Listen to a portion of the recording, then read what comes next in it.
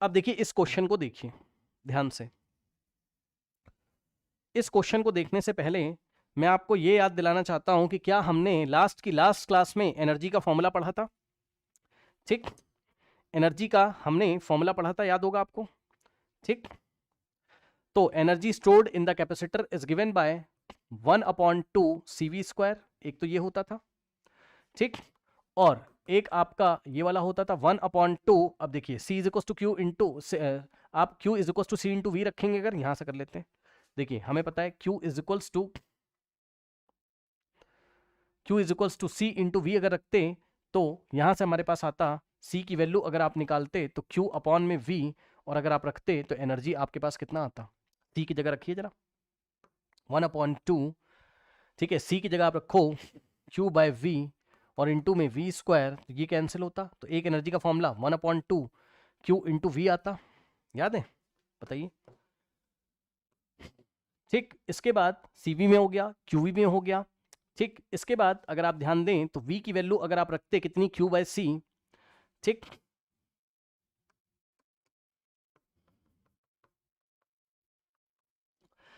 V की जगह रखते Q बाय C, तो Q स्क्वायर अपॉन में 1 सेकेंड,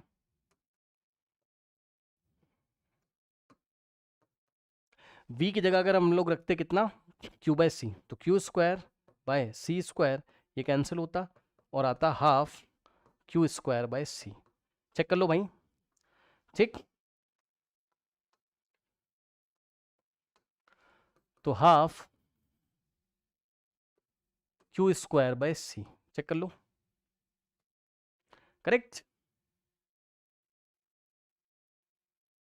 ओके, ये था। अब मेरी बात ध्यान सुनिए, हमने पढ़ा था लास्ट क्लास में, अगर आपको याद हो, कि जब भी आपका पैरेलल में, क्योंकि पैरेलल में वोल्टेज सेम होता है, तो पैरेलल में ये वाला फॉर्मूला यूज करा करिए। ठीक, और ये वाला आपका चार्ज आपका सेम होता है, तो सीरीज में ये वाला फॉर्मूला यूज किया करिए, और ये जनरल फॉर्मूला है, याद आया। ठीक, करने को आप इससे भी कर सकते हो, इससे भी, लेकिन आपको फिर चार्जेस निकालने पड़ेंगे, प्रॉब्लम होगी। अब आइए क्वेश्चन देखते हैं। Two capacitor C1 C2 are connected in parallel in the then equivalent capacitance is this, है ना। समझो जरा, पैरेलल में कनेक्ट किया उसने C1 और C2 को, तो भाई कनेक्ट कर लेते हैं। ये देखिए इस तरीके से, ये C1 है और ये C2 है, और पैरेलल में यहां हम वोल्टेज एक लगा देते हैं, मान लीजिए इस तरीके से। ठीक, तो पैरेलल में कनेक्ट किया तो जो इक्विवेलेंट निकल के आ रहा है, भाई पैरेलल में तो ऐड हो जाता है ना, तो C1 प्लस C2 जो इक्विवेलेंट उसने दिया है 10 फैरेड, वो C1 प्लस C2 का वैल्यू दिया हुआ है। ये इक्वेशन नंबर 1 बन गई। बताइए, चेक कर लो, जो बोल रहा है वही कर रहे हैं। C1 C2 को पैरेलल में कनेक्ट किया और इक्विवेलेंट कैपेसिटेंस यानी कि C1 प्लस C2 ही तो होगा इक्विवेलेंट, वो कितना है 10। If both capacitance are connected across 1 volt battery, है ना, मतलब पोटेंशियल डिफरेंस आपको कितना दिया है, 1 वोल्ट। ठीक, then energy stored by C2 is, अब सुनो ध्यान से, मतलब energy stored in C2 is, ये देखिए energy stored in C2 is equals to 4 times energy stored in C1। Check कर लो, energy stored in C2 is 4 times energy stored in C1, then equivalent capacitance if they are connected in series। मतलब अब इन्हीं दोनों को अगर हम किस में कनेक्ट कर दें, इन्हीं दोनों को अगर हम सीरीज में कनेक्ट कर दें, ये देखिए इस तरीके से, इन्हीं दोनों को अगर हम सीरीज में कनेक्ट कर दें, ये इस तरीके से, तो हमारे पास C1 C2, तो इक्विवेलेंट रेजिस्टेंस कितना होगा इस बार, C सीरीज का जो इक्विवेलेंट रेजिस्टेंस है, यानी कि C1 into C2 upon C1 plus C2 की वैल्यू हमसे पूछी जा रही है। ठीक, बस अब सॉल्व कर लीजिए। आइए देखिए,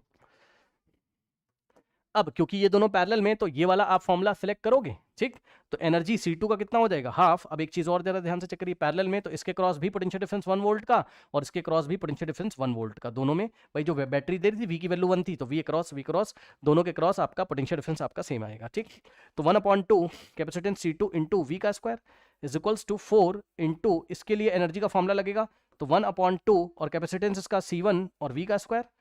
ठीक, चेक कर लो। अब अगर आप देखते तो सब कुछ मल्टीप्लिकेशन में V स्क्वायर से V स्क्वायर जाता, 1/2 से 1/2 जाता, और यहाँ से हमारे पास आता C2 is equals to 4 times C1, और C2 is equals to 4 times C1 की वैल्यू को इस इक्वेशन में ले जाके रख दीजिए। तो ये इक्वेशन क्या बनती, C1 प्लस C2 की जगह रखते 4C1 इज इक्वल्स टू 10। अब ये हो जाता C1 plus 4C1, 5C1 is equals to 10, तो यहाँ से 5 से डिवाइड लगता, तो C1 10/5 2 हमारे पास आता। ठीक, C1 की वैल्यू 2 आ रही है। अब ले जाके वापस यहाँ रखिए C1 को, तो C1 की जगह अगर आप 2 रखते तो प्लस C2 की वैल्यू कितनी आती है हमारे पास, C2 is equal to 10 minus 2, C2 हमारे पास 8 आ जाता। ठीक, अब C1 आ गया, C2 आ गया, रख दीजिए ले जाके। तो C1 कितना आ रहा है 2, C2 कितना आ रहा है 8, अपॉन में C1 कितना आ रहा है 2, C2 कितना आ रहा है 8, तो यहाँ से आता है 2 8 जा 16 डिवाइडेड बाय 10, तो आता कितना 1.6 microfarad. Option A is the correct answer. ठीक,